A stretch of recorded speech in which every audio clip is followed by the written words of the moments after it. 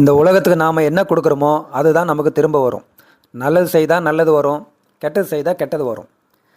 நான் ரொம்ப நல்லவனாக இருக்கிறேன், எனக்கு ஏன் இந்த துன்பம்லாம் வருது, இந்த கஷ்டம்லாம் வருதுன்னு நம்ம புலம்புவோம். ஆனால் நம்மள அறியாமலே மற்றவங்களுக்கு ஏதோ விதத்தில் கெடுதல் பண்ணியிருப்போம்.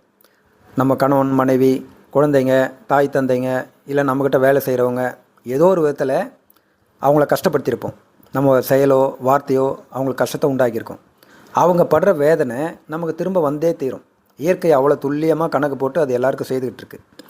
நான் யாருக்கும் செய்யலை, அப்படி நான் எனக்கு வேலை செய்கிறவங்கள நான் அதிகாரம் பண்ணுறேன், அப்போ தான் அவங்க ஒழுங்காக வேலை செய்வாங்க அப்படின்னு நீங்கள் நினச்சிட்டு இருப்பீங்க. ஆனால் அவங்க இயல்பாக அவங்க வேலையை கரெக்டாக செய்கிறவங்களா இருப்பாங்க, நல்லவங்களாக இருப்பாங்க. ஆனால் நீங்கள் அதிகாரம் பண்ணுன்ட்டு வேணும்னே அதிகாரம் பண்ணிங்கன்னா அந்த வார்த்தைகள்லாம் அவங்கள காயப்படுத்தும். நம்ம நல்லா தானே இருக்கிறோம், அவர் ஏன் அப்படி பேசுகிறாரு அப்படின்போது கண்டிப்பாக அவங்க வேதனைக்குள்ளாவாங்க. அந்த வேதனை எங்கேயும் போகாது, நீங்கள் தான் கொடுத்தீங்க அவங்களுக்கு. அது உங்களுக்கு வேறு ஆள் மூலமாக கண்டிப்பாக திரும்ப வரும்.